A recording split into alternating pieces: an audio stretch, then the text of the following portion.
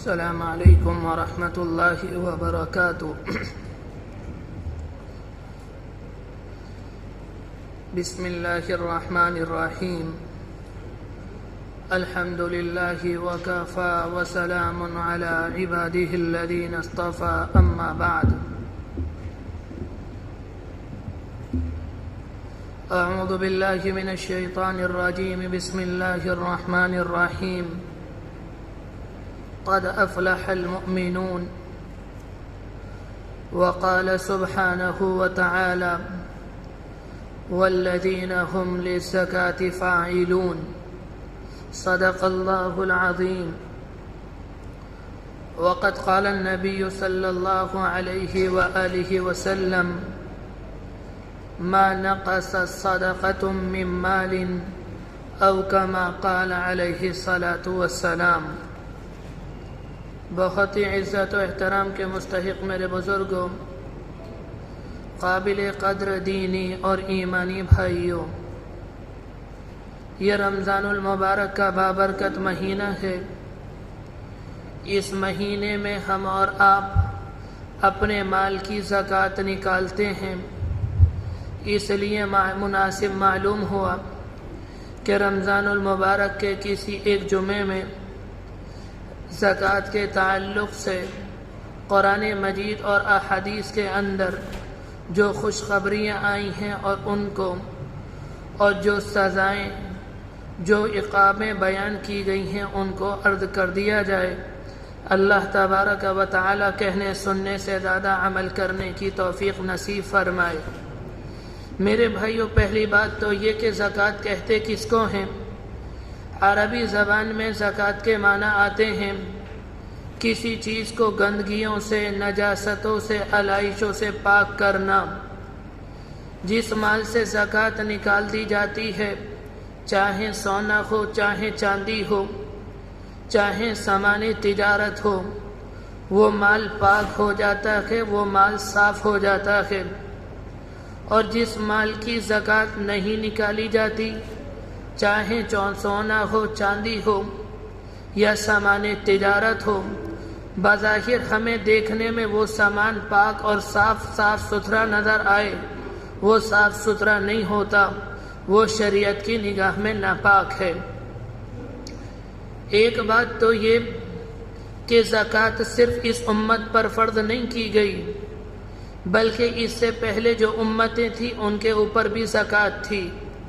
جیسے اس امت میں نماز ہے، اس امت میں روزہ ہے، اس امت میں زکوٰۃ ہے، ایسے ہی ہم سے پہلے جو امتیں تھیں ان کے اندر زکوٰۃ بھی تھی، ان کے اندر روزہ بھی تھا، اور ان کے اندر نماز بھی تھی۔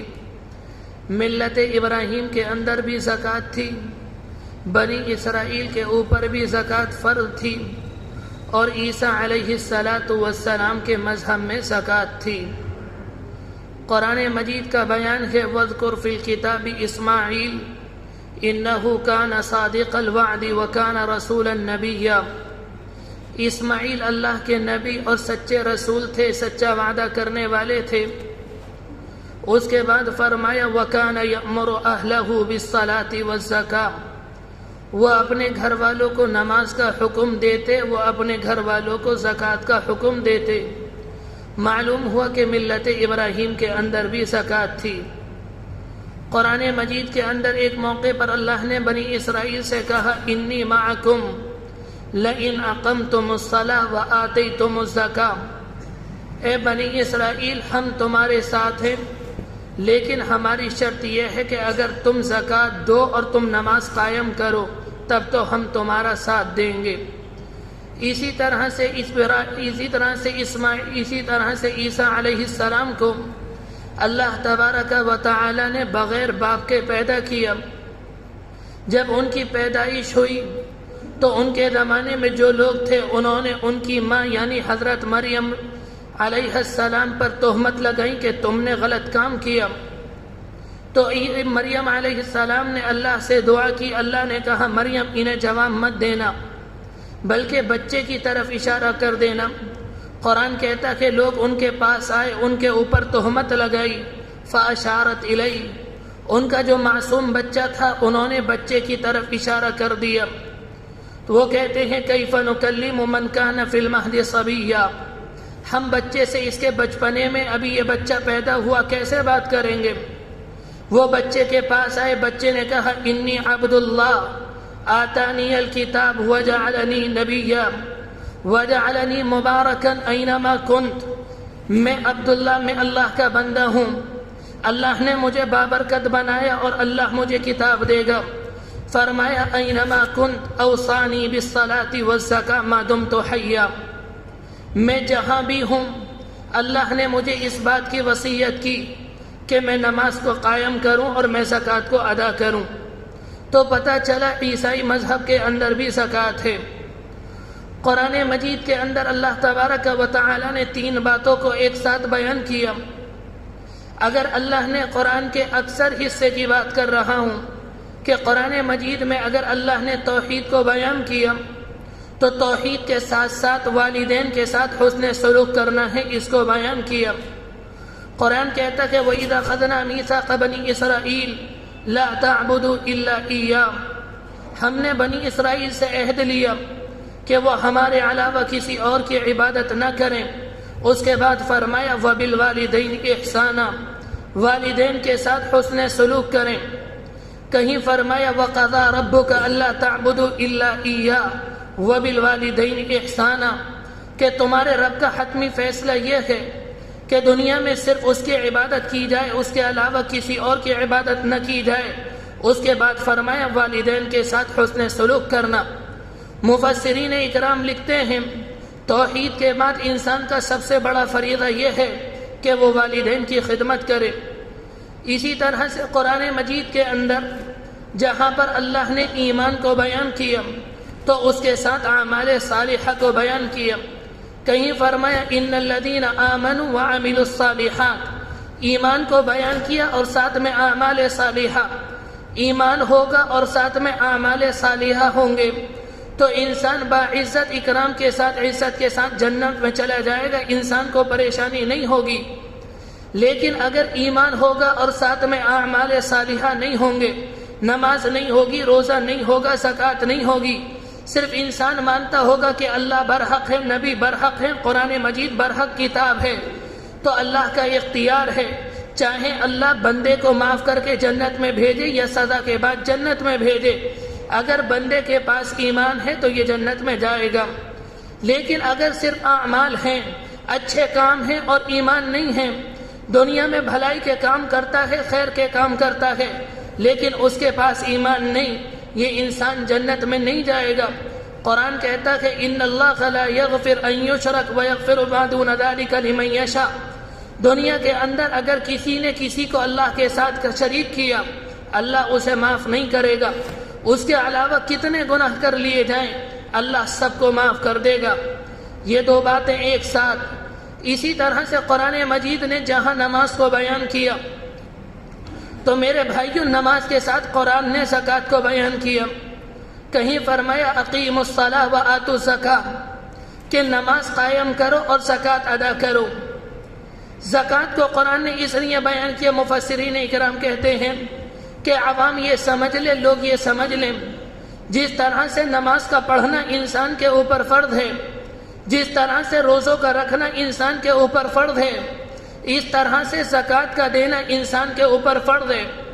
اسلام کی بنیاد 5 باتوں پر ہے، لا الہ الا اللہ کا اقرار کرنا، نماز پڑھنا، روزہ رکھنا، اگر استطاعت ہو تو بیت اللہ کا حج کرنا، زکوٰۃ دینا اور رمضان المبارک کے اندر روزہ رکھنا۔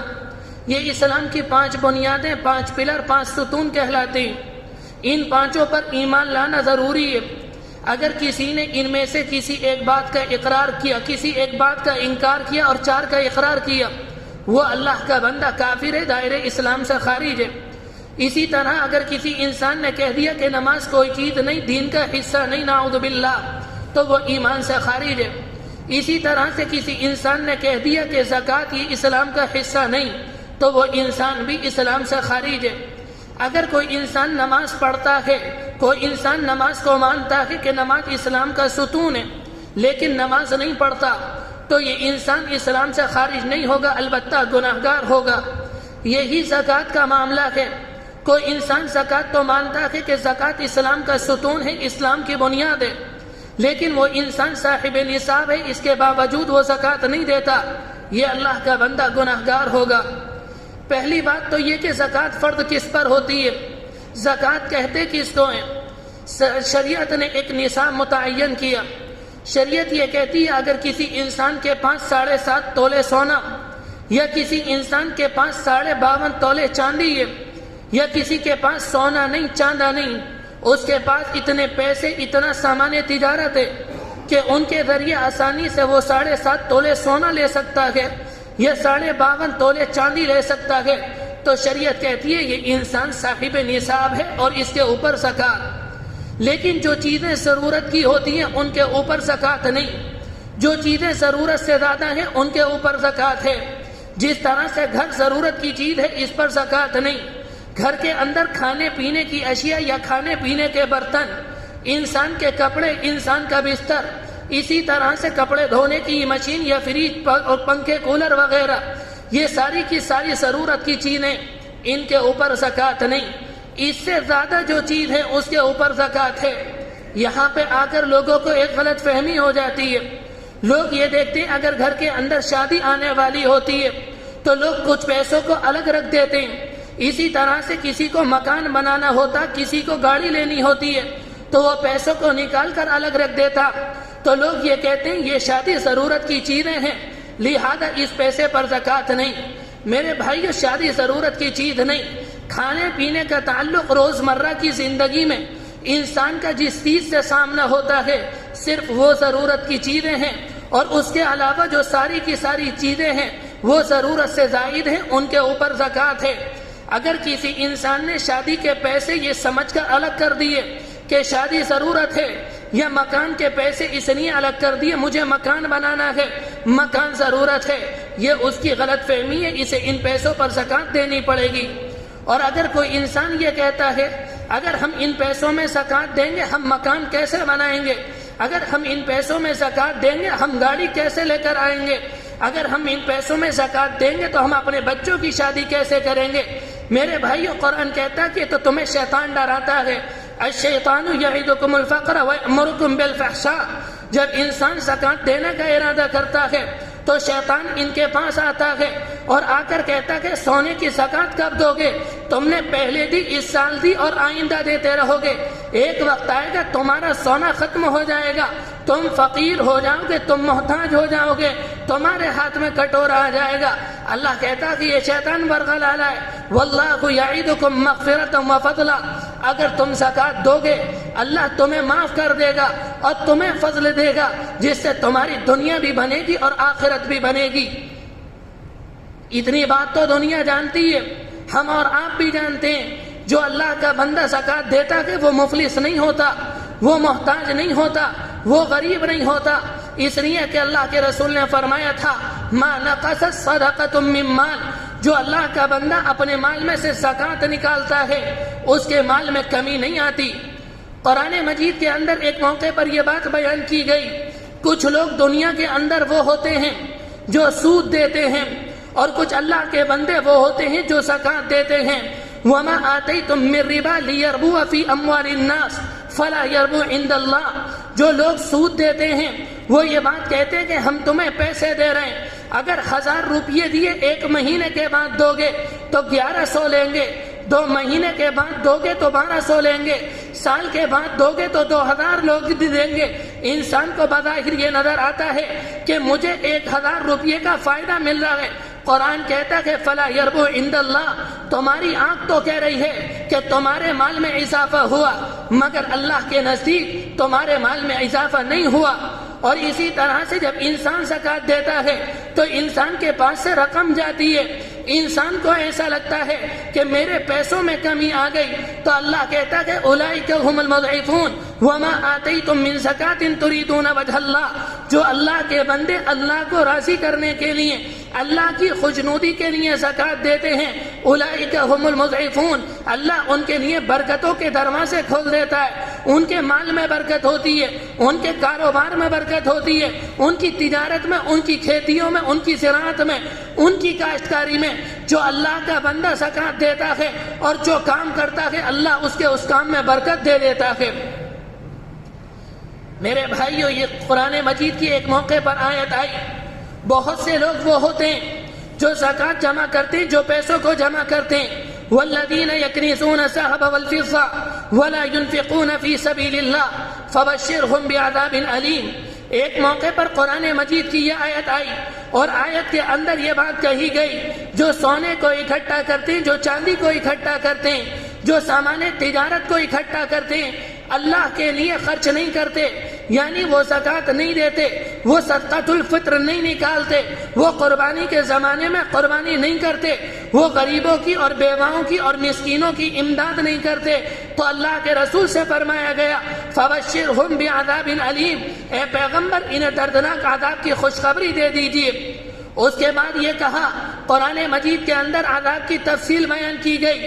جب قیامت کا دن ہوگا، جنہوں نے دنیا میں سونے کو جمع کیا ہوگا، جنہوں نے دنیا میں چاندی کو جمع کیا ہوگا، جنہوں نے دنیا میں سامان تجارت کو جمع کیا ہوگا اور اللہ کی راہ میں خرچ نہ کیا ہوگا، یوم یحمى علیہا فی نار جہنم، اس سامان کو لیا جائے گا، جہنم کے گڑھے میں ڈال دیا جائے گا، فتکویٰ بہا جباہہم، جب وہ تب جائے گا سونا انگارہ بن جائے گا، اسے جہنم سے نکالا جائے گا، کبھی اس کی پیشانی کو داغا جائے گا، کبھی اس کی پیٹھ کو داغا جائے گا، اور اس سے کہا جائے گا ھذا ما کنزتم لانفسکم، یہ تمہارا وہ خزانہ ہے جسے تم دنیا میں جمع کرتے تھے اور اللہ کے راستے میں خرچ نہیں کرتے تھے۔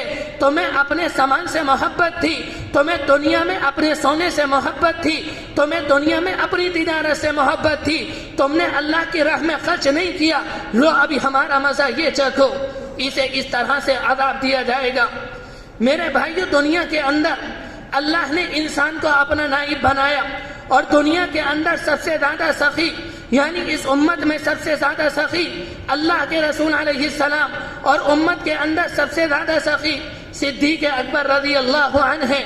صدیق اکبر وہ ہیں جن کے مال سے اسلام کو سب سے زیادہ فائدہ ہوا، جنہوں نے سارا کا سارا مال اللہ کی راہ میں خرچ کر دیا، انہوں نے کبھی پیچھے نہیں رہے۔ اگر اللہ کے رسول نے کسی کو صدیق کے پاس بھیجا تو صدیق کے پاس جو ہوا وہ اسے حوالے کر دیا۔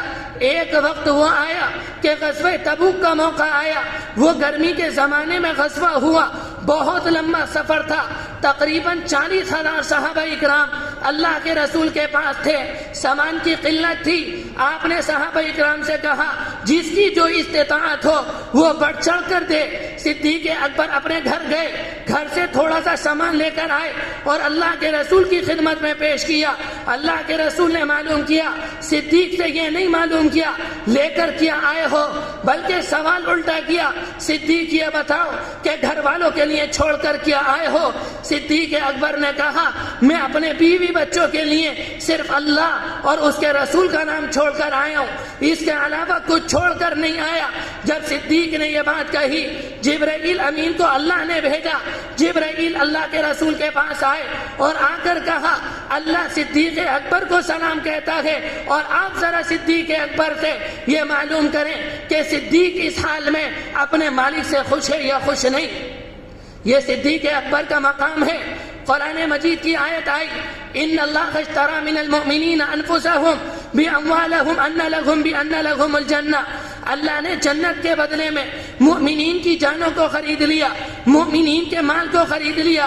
صدیق اکبر رات میں مسجد میں آئے، قرآن مجید کی آیت پڑھ رہے ہیں اور زاروں قطار رو رہے ہیں۔ مسجد نبوی سے ملا ہوا اللہ کے رسول کا حجرہ تھا، اللہ کے رسول نے آواز کو پہچانا، دن میں آپ آئے اور صدیق اکبر سے ملاقات ہوئی۔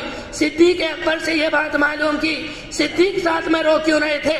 تو صدیق اکبر نے یہ آیت پڑھی اور اس کے بعد کہا اللہ کے رسول مجھے ایک بوڑھی عورت نے رلا دیا، میں کپڑوں کا کام کرتا ہوں، میں کپڑوں کی تجارت کرتا ہوں، میں کپڑا بیچ رہا تھا، ایک بوڑھی میرے پاس آئی، اس نے آ کر کہا صدیق کپڑا دے دو، میں نے اسے کپڑا بیچ دیا، وہ کپڑا لے کر چلی گئی، اس نے مجھے پیسے دے دیے۔ اگلے دن وہ بوڑھی میرے پاس آئی مجھ سے آ کر کہتی ہے مجھے تمہارا کپڑا پسند نہیں، صدیق اپنے کپڑے کو لے لو اور مجھے میرا پیسہ دے دو. تو صدیق اکبر کہہ رہے تھے مجھے اس بوڑھی سے ڈرا دیا، مجھے اس بوڑھی نے رلا دیا، کہیں ایسا نہ ہو کل قیامت میں اللہ مجھ سے کہہ دے صدیق تم اپنی جان کو لے لو، صدیق تم اپنے پیسوں کو لے لو اور ہماری جنت ہمیں دے دو. یہ صدیق اکبر کا حال ہے. میرے بھائیوں، ایک وقت آیا کہ اللہ کے رسول دنیا سے گئے، صدیق اکبر خلیفہ بنے. جو لوگ اس زمانے میں زکوٰۃ دیتے، اللہ کے رسول کے زمانے میں زکوٰۃ دیتے، انہوں نے انکار کر دیا کہ اب اللہ کے رسول دنیا میں نہیں ہیں، ہم زکوٰۃ نہیں دیں گے. صدیق اکبر پریشان ہو گئے. اللہ کے رسول دنیا سے گئے، جھوٹے مدعیان نبوت نے نبوت کا دعویٰ کر دیا کہ پیغمبر دنیا سے چلے گئے، پیغمبر کی نبوت ختم ہو گئی، ہمیں مان لیا جائے. اس طرح کے نعرے لگنے لگے. اسی طرح سے اللہ کے رسول نے اپنے آخر میں یعنی بیماری کے حالت میں حضرت اسامہ کی سرکردی میں ایک لشکر کو روانہ کیا. وہ لشکر جہاد کے لیے مدینے کے باہر نکلا اور لشکر کو اطلاع ملی کہ اللہ کے رسول کی طبیعت ناساز ہے. تو لشکر نے وہیں قیام کیا اور وہ اس انتظار میں رہے کہ اگر اللہ کے رسول کی طبیعت ٹھیک ہوگی تو ہم آگے جائیں گے. اللہ کے ایک وقت آیا کہ اللہ کے رسول دنیا سے گئے. ایک طرح لوگوں نے پریشان یہ کیا، جو لوگ زکوٰۃ دیتے تھے انہوں نے انکار کر دیا، ہم زکوٰۃ نہیں دیں گے. کچھ قبیلوں کی طرف سے خبر یہ آئی کہ قبیلے مرتد ہونے لگے اور اسی طرح سے صحابہ اکرام میں اختلاف ہوا کہ حضرت اسامہ کو بھیجا نہ جائے بلکہ انہیں مدینے کے اندر روک لیا جائے. اس لیے مدینے میں جو منافقین ہیں، مدینے کے اندر جو یہود ہیں، یہ اس موقع کا پر فائدہ اٹھا سکتے ہیں. مسلمانوں کی طاقت کمزور ہے، کہیں ایسا نہ ہو یہ قافلہ لشکر روانہ ہو جائے اور ادھر یہود مسلمانوں پر حملہ کر دیں، حکومت کا کیا ہوگا. اس طرح کی پریشانی صدیق اکبر کے سامنے آئی. صدیق اکبر کھڑے ہوئے اور انہوں نے پہلی یہ بات کہی، جنہوں نے زکوٰۃ دینے سے انکار کیا میں ان کے خلاف تلواریں نکالوں گا، میں ان سے جنگ کروں گا، میں ان سے جہاد کروں گا. عمر رضی اللہ عنہ آئے اور آ کر کھڑے ہوئے، بڑے اطمینان کے ساتھ کہتے ہیں آپ ان سے کیسے جہاد کر سکتے ہیں. اللہ کے رسول نے فرمایا امرت ان اقاتل الناس حتى يقولوا لا اله الا الله فمن قال لا اله الا الله عصم مني ماله ونفسه الا بحقه. مجھے حکم دیا گیا کہ میں لوگوں سے اس وقت تک قتال کروں جب تک کہ وہ لا الہ الا اللہ نہ کہہ لیں. اگر لوگ لا الہ الا اللہ کہہ لیں گے میں ان سے قتال نہیں کروں گا، میں ان کی جانوں کو بخش دوں گا، میں ان کے مال کو بخش دوں گا. عمر رضی اللہ عنہ آئے اور آ کر صدیق اکبر کو یہ آیت یاد دلائی. صدیق اکبر نے یہ بات کہی واللہ لا اقاتلن من فرق بین الزکاۃ والصلاۃ فإن الزکاۃ حق المال. جس نے زکوٰۃ کا انکار کیا خدا کی قسم میں اس سے جنگ کروں گا، اس لیے کہ زکوٰۃ حق ہے. اللہ کے رسول نے فرمایا جس نے زکوٰۃ کا انکار کیا تو وہ کافر ہے، تو لہذا میں مسلمان سے جہاد نہیں کر رہا. ان لوگوں نے زکوٰۃ کا انکار کیا تو یہ کافر ہے، میں ان سے جہاد کر رہا ہوں. صدیق اکبر کھڑے ہوئے اور حضرت عمر نے جب اس طرح کی باتیں کی تو ان سے کہا اجبار فی الجاہلیہ وغفار فی الاسلام. اے عمر زمانے جاہلیت میں شیر بنا کرتے تھے، جب سے اسلام آیا ہے لگتا ہے کہ بزدل بن گئے. صدیق اکبر نے یہ بات کہی. حضرت عمر کہتے ہیں میری آنکھیں کھل گئیں اور مجھے شرح صدر ہو گیا کہ صدیق اکبر کھڑے. اللہ نے صدیق اکبر کو ثابت قدمی دی. انہوں نے ان کے خلاف آواز بند کی، آواز کو بلند کیا. ایک وقت آیا جن لوگوں نے زکوٰۃ کا انکار کیا وہ زکوٰۃ دینے لگے. جو لوگ مرتد ہونے جا رہے تھے وہ مرتد ہونے سے رک گئے. میرے بھائیو، اس طرح سے صدیق اکبر کی محنت سے اسلام کا ایک فریضہ ضائع ہونے سے بچ گیا. اللہ کے رسول علیہ السلام نے فرمایا اگر کسی انسان کے اوپر زکوٰۃ ہے اور اس انسان نے زکوٰۃ نہ دی تو اس کی دنیا برباد ہوگی، اس کی آخرت تباہ ہو جائے گی، اس کی آخرت برباد ہو جائے گی. آپ نے فرمایا دنیا برباد ہوگی، اس کے ہاں حادثات ہوں گے، اس کے ہاں بیماری آئے گی، اس کے ہاں پریشانی ہوگی، اس کی کھیتی برباد ہو جائے گی، اس کا کاروبار برباد ہو جائے گا. یہ دنیا کا نقصان. آپ نے فرمایا اگر کوئی دنیا میں صاحب نصاب اور اس نے زکوٰۃ نہ دی، آپ آخرت میں اس کا نقصان یہ ہوگا جب وہ کل قیامت میں اللہ کے سامنے ہوگا، اس کا سونا، اس کا چاندی اور اس کا جو سامان تجارت ہے وہ زہریلے سانپ کی شکل میں اس کے سامنے آئے گا۔ اس سانپ کا زہر اتنا خطرناک ہوگا، اس زہر کی وجہ سے اس سانپ کے سر کے بال ختم ہو جائیں گے۔ یہ زہریلا سانپ ہوگا، یہ اس کی گردن میں ڈال دیا جائے گا۔ جب اس کی گردن میں ڈالا جائے گا وہ سانپ اس کے جبڑوں کو پکڑے گا، اسے ڈھسے گا اور اسے کٹے گا اور اس سے کہے گا انا مالک انا کنزک، میں تیرا وہ مال ہوں جو دنیا میں تو محبت کرتا تھا، میں تیرا وہ خزانہ ہوں جس سے تو دنیا میں محبت کرتا تھا۔ اگر دنیا میں تو نے زکات دی ہوتی آج میرے تیرے گلے میں نہ ہوتا۔ اس کے بعد آپ نے یہ آیت تلاوت کی وَلَا يَحْسَبَنَّ الَّذِينَ يَبْخَلُونَ بِمَا آتَاهُمُ اللَّهُ مِنْ فَضْلِهِ هُوَ خَيْرٌ لَهُمْ بَلْ هُوَ شَرٌّ لَهُمْ۔ بہت سے لوگ ایسے ہیں جو زکات نہیں دیتے، وہ یہ سمجھتے ہیں ہمارے پاس جو مال ہے یہ بہتر ہے۔ قرآن کہتا ہے کہ یہ مال بہتر نہیں، بل هو شر لهم، یہ بدترین ہے، یہ غلط ہے، یہ گناہ کا کام ہے، یہ تمہارے لیے خسارہ ہے۔ سیطوقون ما بخلوا به یوم القیامہ، کل تمہارا مال تمہارے گلے میں ڈال دیا جائے گا۔ میرے بھائیوں، اگر کسی پر زکات فرض ہے تو وہ زکات دے، اگر زکات نہ دے گا، بہت سے لوگوں کا معمول یہ ہے کہ زکات نہیں دیتے۔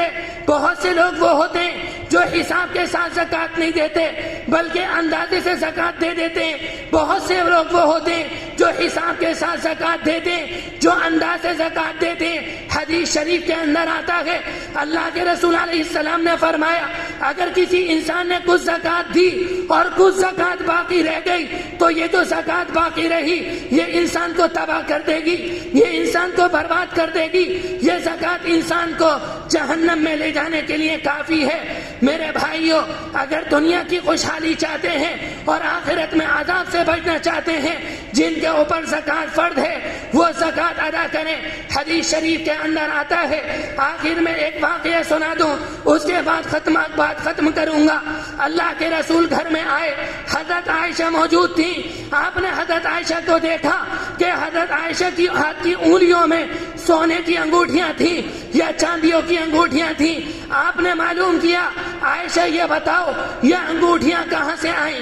حضرت عائشہ کہنے لگی اے اللہ کے رسول میں نے حاصل کی۔ پھر اس کے بعد آپ نے معلوم کیا عائشہ یہ بتاؤ کہ تم ان کی زکات دیتی ہو یا زکات نہیں دیتی؟ حضرت عائشہ نے فرمایا اللہ کے رسول میں نے زکات نہیں دی۔ اس کے بعد آپ نے فرمایا عائشہ اگر تو قیامت میں جہنم کی تپی ہوئی انگوٹھی پہننا چاہتی ہے تو تو زکات مت دے، اور اگر تو جہنم کی آگ سے بچنا چاہتی ہے تو اس کی زکات دے دے۔ میرے بھائیوں، یہ بات آپ نے کس سے فرمائی؟ یہ بات آپ نے حضرت عائشہ سے فرمائی جو آپ کی زوجہ، جنہیں آپ سے سب سے زیادہ محبت ہے۔ اس طرح کی بے شمار حدیث جس میں جو زکات نہ دے وعید فارد ہوئی ہے۔ قرآن مجید کی آیتوں میں آیا ہے جو زکات نہ ملے گا اسے یہ عذاب ملے گا، اسے یہ عذاب ملے گا۔ میرے بھائیوں، جو صاحب نصاب ہیں اگر اپنے آپ کو جہنم سے بچانا چاہتے ہیں وہ زکات دیں۔ اگر زکات نہ دیں گے تو دنیا بھی تباہ ہوگی اور آخرت بھی برباد ہوگی۔ جو بات کہی گئی اللہ تبارک و تعالی عمل کی توفیق نصیب فرمائے۔ وآخر دعوانا ان الحمد للہ رب العالمین۔